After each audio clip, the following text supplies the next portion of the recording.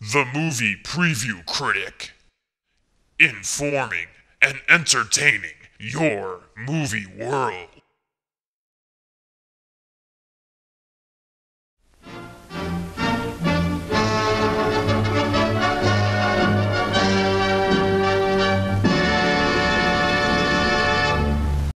What's up, good movie lovers? Welcome to the Box Office Breakdown. With the numbers in for the movie weekend of March 27th through the 29th, there's only one thing left for us to do. Break it down. Why? How? WTF? Holy shit. The Haunting in Connecticut made $23 million. Really? That's the second best opening weekend for a horror movie this year behind Friday the 13th Part Remake when it did $43.6 million. That means it beat The Unborn, My Bloody Valentine, The Uninvited, and The Last House on the Left. This weekend, it comes in second place and is another sign of the approaching movie-pocalypse. The box office psychic predicted a take of $7 million last week, and it seems like that was more wishful, hopeful praying than real ESP ability. Maybe there was a haunting in movie theaters across America. At the box office window, when audiences were walking up, they became possessed to say, "One ticket for that awesome haunted house movie where the guy throws up fart gas." That has to be the explanation because it just doesn't make any sense. This doesn't look in the least bit original. Even worse, as a story, it was already done. It was the pilot episode for the Discovery Channel documentary series, A Haunting, back in 2002. How different could this movie be from the documentary? And in general, aren't we just tired of haunted house movies? Here's the story for every haunted house movie ever. Family that's never seen a haunted house horror movie or read any books on the subject, or doesn't have any friends that have done either, move into a house that was once a funeral home, or maybe it was made on Indian burial ground, or there used to be a mental institution there, or it was a serial killer's lair at one time. After 20 minutes of the kids running around the house saying, "This is the coolest house ever," spooky things start to happen. A glimpse of a shadowy figure, a reflection in a mirror, the lights go out, a doll blinks her eyes, and as a result, the kids believe the house is haunted, and of course the parents don't, until one of the kids are throwing up ectoplasm or floating on the ceiling, or their head is spinning around. The ghosts say, "Get out." but because the family has a 30-year mortgage, they say, "This is our house, we're staying." And then they call the Ghostbusters, minus the comedic timing or the proton packs. Which then is followed by a demon or a ghost possessing the youngest child. There's a dramatic seance with some candles, crosses, holy water, smoke machine, and lightning flashes. And boom, the house has been cleansed and the spirits return to the afterlife finally at peace. Or it doesn't work. The Ghostbusters die, maybe someone in the family goes insane, and the rest of the survivors decide, "Okay, on second thought, you can keep the house."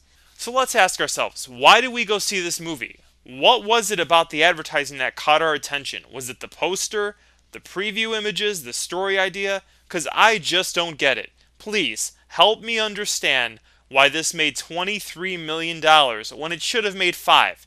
It's the same old and it was already done on TV 7 years ago. Just because the ghosts use new scare tactics, like tattooing one of the kids with the number code from Knowing, doesn't mean it's that different from the Amityville Horror, or The Haunting, or House on Haunted Hill, or The Grudge. So why? Why did it make so much money? Somebody tell me. Help me understand this. Because it makes some sense that Knowing made money last weekend, and we can even comprehend why Paul Blart has made over $140 million. But this one is really hard to figure out. Let's give ourselves an F for rewarding this adaptation of a TV documentary with a huge opening weekend. Again, I'm going to vote that there was a nationwide demonic possession at the box office window, making people buy the Haunting in Connecticut tickets when they really wanted to go see Monsters vs. Aliens. If anyone had the experience of seeing themselves buy tickets and sitting through the movie but not being able to control their actions, you may be the victim of movie possession. Whether we were in control of our actions or not, this is our failure of the week.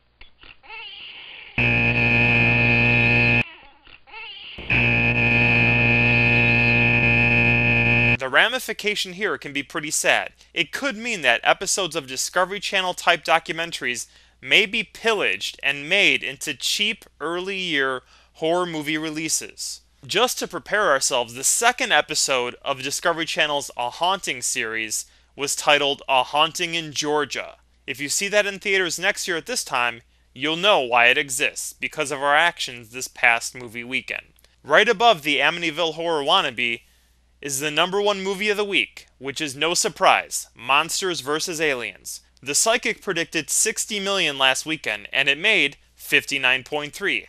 See, that's just more proof that there really was some kind of demonic interference around the movie world when it came to The Haunting in Connecticut. The box office psychic's ESP vision was blocked by some evil force. Because here, regarding Monsters vs. Aliens, it was on the money. There's nothing really to say here overall, except that DreamWorks is the poor man's Pixar. They're desperately trying to follow the Pixar model, and admittedly, they do make some good CGI kids entertainment.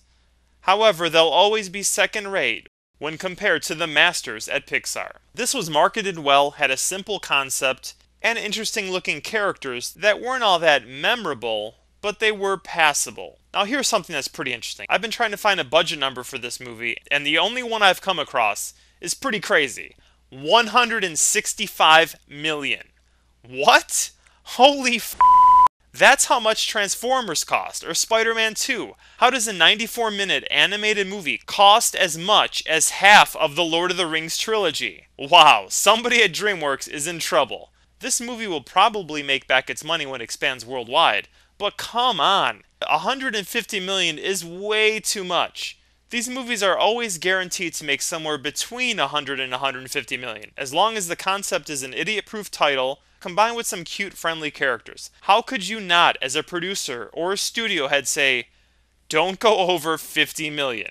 We, the audience, get an A here. While it's DreamWorks riding the CGI wave that Pixar created back in 1995, it does have some heart, smarts, and entertainment value. It's good for the kid and does have some imagination, though the comedy is pretty simple and falls flat a lot of the time. But what do you expect from something called Monsters vs. Aliens? 60 million is respectable, but not over the top. If this had made 80 or higher, it would have been too generous on our part. And DreamWorks will continue to steal Pixar's garbage can every Friday night, taping together the shredded scripts they've rejected as something DreamWorks would make, and continue to be the maker of good enough kid-friendly CGI animation. The other new release of the week was John Cena's 12 Rounds, which came in 7th place. Here again, the box office psychic ESP was functioning. Last week the prediction was 6 million and it made 5.3. Seriously, what kind of psychic block was going on with The Haunting in Connecticut? We get a B for our box office behavior here. It would have been nice to send a really clear message that Cena belongs in the straight-to-DVD market with a gross of about 2 to 3 million. But 5.3 is pretty solid, which makes it our box office victory of the week.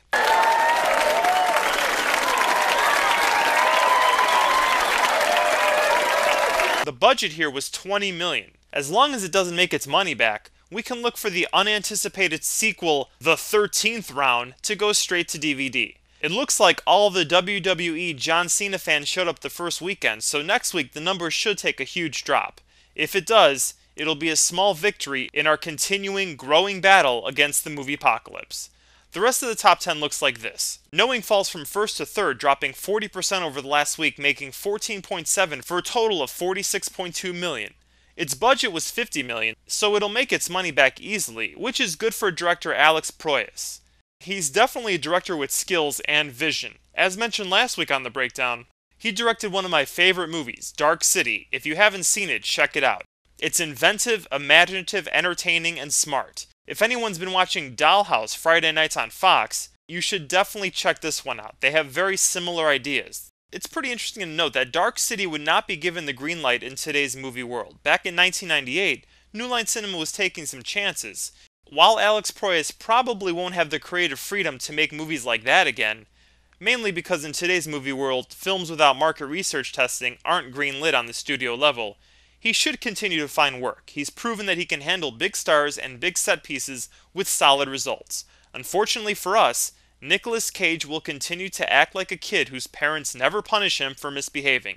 We did cut back this week on the rewards for this movie, so let's give ourselves a B. I Love You Man comes in 4th with 12.6 million. That's about 30% less than it made last week, and it brings its 2-week total to 37 million, which is very respectable. Let's give ourselves a B here. This might be the first official bromantic comedy to be sold as a bromance, so this will probably start a trend of similar comedies over the next few years. Long live good movies!